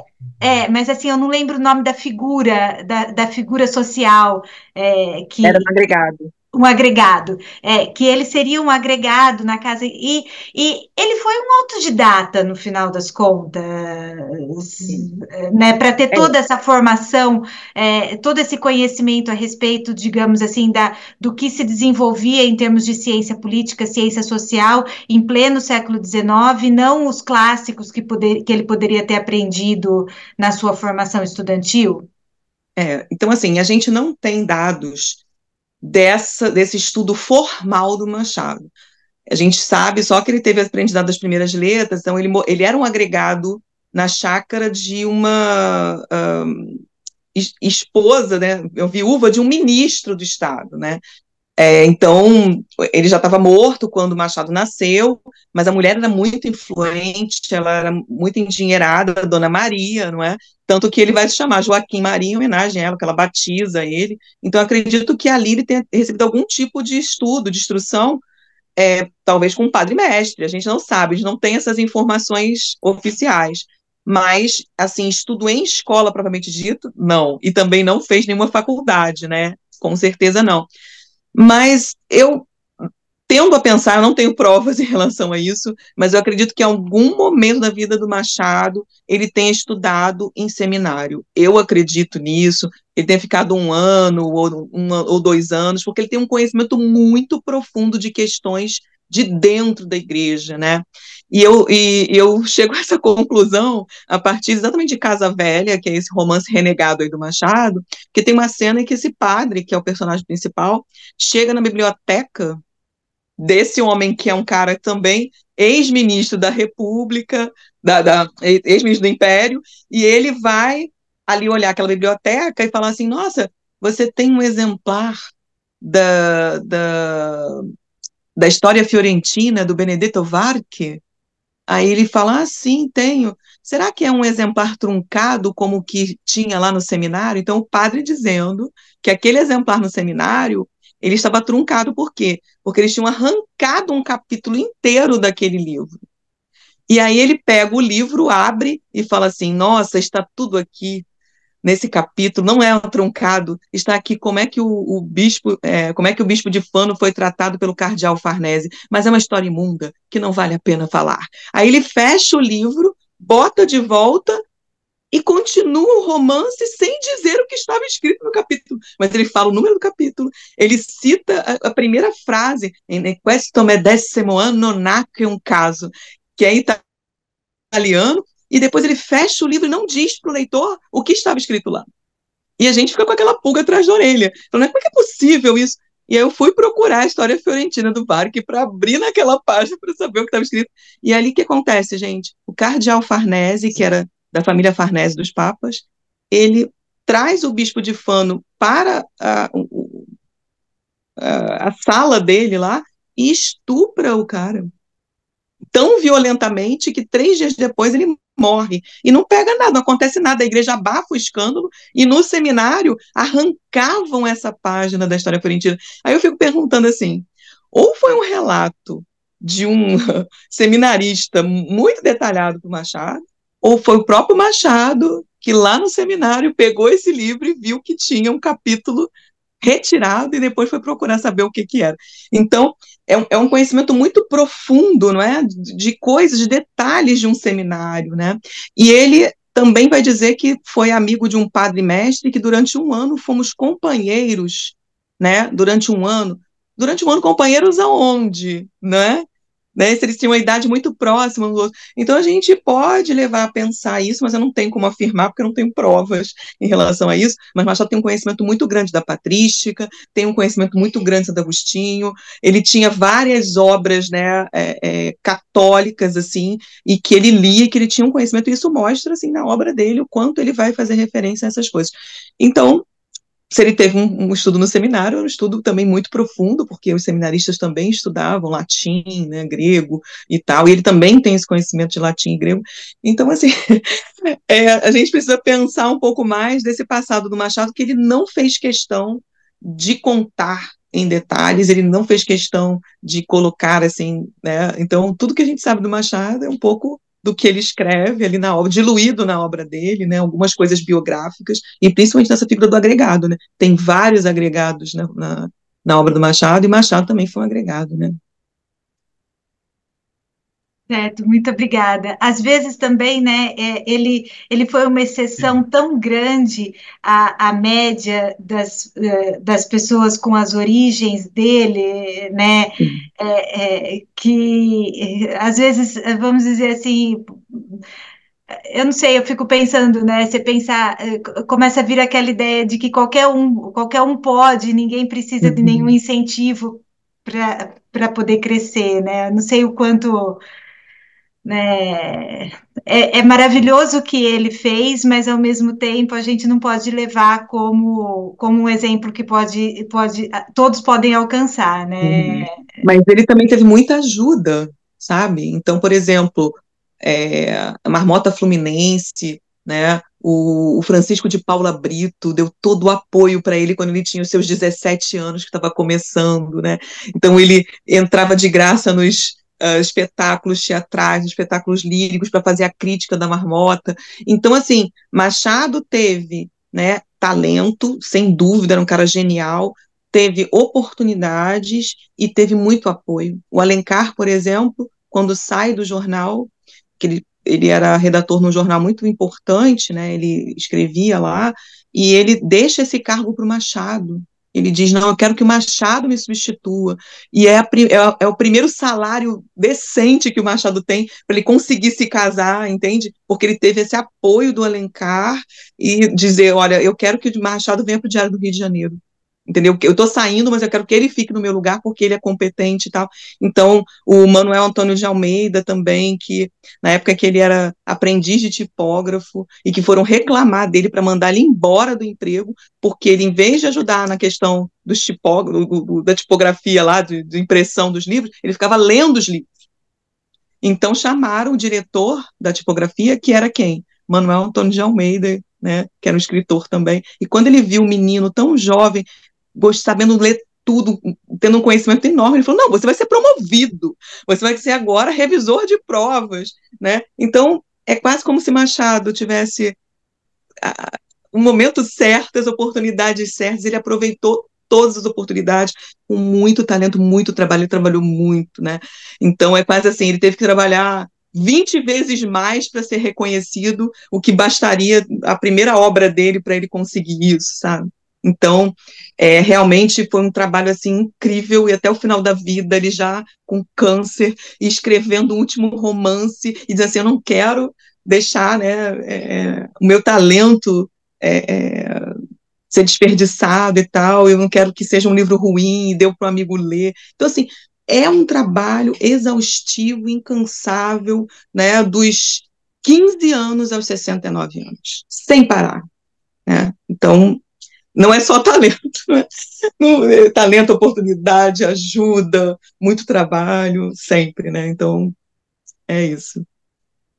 Muito bem. Obrigada, professora. Obrigado, obrigado, Daniela. Nós estamos já chegando no finalzinho do nosso horário, mas antes de passar, ler aqui um comentário feito pelo colega Antônio Torres, vou pedir a todos, por gentileza, que liguem as suas câmeras para que a gente possa tirar a fotografia, né? Tirar a foto aqui do grupo, né? Aqueles que puderem, por favor, ligar as câmeras, a gente faz a foto para deixar registrado aqui o nosso encontro e em seguida nós fecharemos com a última indagação feita pelo colega Antônio Torres. Todos prontos? Vou tirar a foto agora. Vamos lá.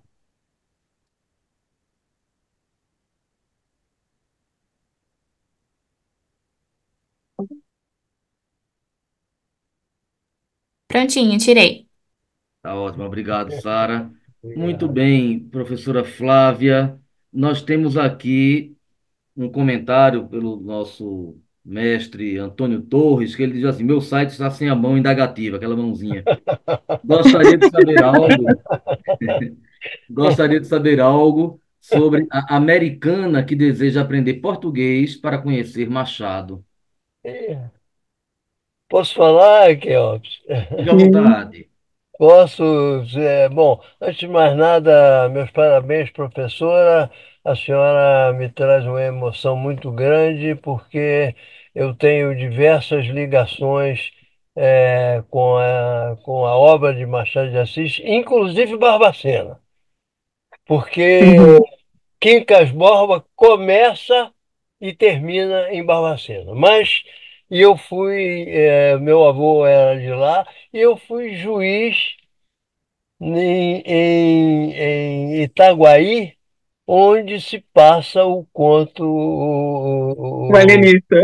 Exatamente. E eu vi a casa que o inspirou, e era uma agência do Banco do Brasil, mas eles tiraram. Mas, de qualquer maneira, eu não quero tomar esse tempo sem lembrar o seguinte, que há 15 dias atrás, uma americana leu Machado de Assis e se encantou, e o Machado de Assis explodiu, pelo menos em Nova York. Pelo menos em Nova York, Machado de Assis explodiu.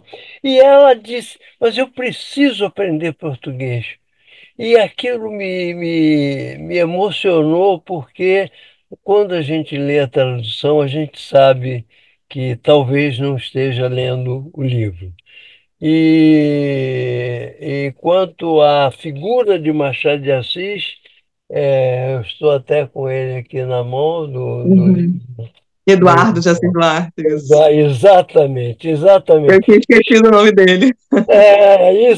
Isso aqui realmente é por isso que eu me toquei quando a senhora falou na autocrítica. Eu acho que ele pode ser até autocrítico, mas tão escondido que fica na autorreferência psicanalítica. Eu acho. Mas, de qualquer forma, eram essas duas observações. Esse momento em que Machado de Assis ressurge em Nova York, parece até os nossos irmãos judeus do século XVII, que foram para lá e fundaram a Nova Amsterdã, né? Bom, mas era essa observação, e ela dizendo que quer aprender português para saber se é aquilo mesmo, que é muito interessante aquilo. É E uma BookTok, né? Que fica no TikTok falando sobre livros, né? eu procurei o Então, nome dela aqui, não consegui, não consegui eu não achar. lembro do nome, mas eu tenho os vídeos dela gravados, né? Eu tenho também, eu fui procurar, mas aqui Ela não fala o nome, assim, né? Mas é uma influencer importante, é, que tem vários ela seguidores. ela é professora, ela é sua colega, Sim, ela é sua colega pois é. lá na universidade. E aí Bom, é interessante o que você diz sobre a questão da tradução, né? Porque, por exemplo, a obra do Machado em francês, né? Mémoire posthume, por exemplo, não tem a epígrafe. eles tiraram a epígrafe ao verme que roeu minhas duas cartas do meu cadáver. Então, assim, foi a primeira tradução, foi em 1911, quer dizer, um pouquinho depois, né, da morte de Machado, e até hoje, a última tradução que eles publicaram ainda não tem a epígrafe da dedicatória ao verme. Eles simplesmente tiraram, né? E no primeiro caso, em 1911, tem uma brincadeira que Machado faz, que ele diz assim, um capítulo tal, que é para colocar entre o capítulo tal e tal. Ele brinca, né? E o tradutor ele faz isso, ele suprime aquele capítulo e insere como o Brás Cubas pediu para inserir. Nossa, é uma coisa assim realmente terrível. E traduziram Memorial de Aires por Ce que les hommes appellent amour, o que os homens chamam amor. Amor. Nossa, parece uma obra assim. Eu não li as traduções nem em francês nem em inglês, por que eu leria uma tradução? Né? A não ser que eu tivesse alguma tese de doutorado para dizer, olha, o livro é outro. Mas aí, de fato, as traduções não costumam ser tão fiéis à obra, a não ser essa tradução que a BookTok falou, que é da Flora Thompson DeVoe, que é magnífica, uma das traduções melhores do Machado de Assis, e ela é uma pessoa que sabe muito bem o português, inclusive está morando no Brasil, porque se apaixonou pela língua, se apaixonou por tudo. Ah, boa, muito obrigado, professor, e Nada. muito obrigado, Keops, pela oportunidade de colaborar, e obrigado, Cocuza, por me ter dado a palavra numa hora tão importante em que você tomava uma urna de vinho. Nós é que agradecemos. Professora, antes de passar a palavra para a Cocuza, para fechar, deixa-me só lembrar a todos aqui a programação que nós teremos para o restante do semestre, né? No mês de agosto, no próximo mês de agosto, nós teremos a obra As Avós, de Doris Lessing. Em setembro, Pais e Filhos, de Ivan Turgenev. Em outubro, Entre Amigos, de Amos Oz. Em novembro, O Processo, de Franz Kafka. E em dezembro, fechando o ano, O Visconde Partido ao Meio, de Ítalo Calvino. Então, essa é a nossa programação do segundo semestre. Excelente. Todas as Vamos obras fechar o assim, ano com Calvino, né? Calvino, O Aí Visconde Partido ótimo, ao Meio, porque realismo fantástico. ótimo, porque o Cocuzo e eu podemos ler no original, então não tem problema. Olha aí. Posso fazer um pedido, Kelps? Por favor, Sim. essa nossa lista, eu sei que você manda por WhatsApp, mas por favor, porque eu queria anotar aqui a programação, mas eu estou numa bagunça de livros que me torna muito semelhante a Clóvis Bevilacqua, sabe? Porque Sem problema. ele escrevia até com galinha subir sobre a mesa. E o meu ambiente de trabalho é a única coisa em que eu posso me comparar a Clóvis Muito bem. Bevilacqua, é a bagunça bibliotecária. A programação já está aí no chat, tem o link para cada uma das obras, né? Para quem quiser adquiri-las pela Companhia das Letras. E, pois bem, para finalizarmos, então, Cocuza, um último comentário para que a gente possa encerrar dentro do horário. É isso, Antônio Torres, fique tranquilo que o Clementinho ele vai atualizando todo mundo do grupo o tempo inteiro. Bom, perceberam que nós vamos ter um semestre extremamente familiar, né? Pais e filhos, entre amigos, e aí vai indo e no final o As processo, avós. porque família só dá briga e acaba terminando em juízo, né? Aí tem que ter um processo para botar ordem na casa, é uma tristeza. Todo mundo sabe como é que funciona. Mas a minha última observação, eu fui procurar e eu encontrei aqui um colega seu, professora Flávia, ele deu uma palestra que eu não me lembro, acho que foi sobre Dom Casmurro, e ele falou de um livro que eu acabei comprando, li e adorei, e eu queria mostrar aqui para fazer mais uma propaganda e saber que a senhora conhece ele. É o livro da Capitu Memórias Póstumas. O do Domício Domicílio. Proença Filho. Isso. Eu adorei o livro. Para nós que somos da área jurídica, Dom Casmurro é a petição inicial. E esse livro, Capitu Memórias Póstumas, é a contestação da petição inicial. Então é muito legal, porque ele vai citando no livro, eu li aqui pela biografia dele, não conheço o autor, mas me pareceu ser um grande estudioso, assim, profundo estudioso de Sim, Machado de Assis, e ele sim. escreve muito parecido, é uma obra que eu gostei muito, muito, então estou fazendo uma propaganda aqui, e saber sua opinião. Muito obrigado, professora. Nada. Parabéns por todo o comparecer, de toda a instrução que a senhora passou para nós nessa Obrigada. oportunidade. Então, essa é uma vertente, Franco, que também está produzindo bastante, que é uma espécie de metaficção, em que você, a partir da ficção machadiana, você escreve romances contemporâneos. E o Domício é um dos que estão fazendo isso. Mas existem outras obras também que vão fazer a mesma coisa. A Audácia dessa Mulher, da Ana Maria Machado, é, Memorial do Fim, né? A Filha do Escritor. É, Então, assim, são muitos romances, inclusive eu dou um curso inteiro na UF só falando desses romances de metaficção que estão praticamente aproveitando personagens de Machado para reescrever as suas obras. Então, é Machado se tornando personagem, né?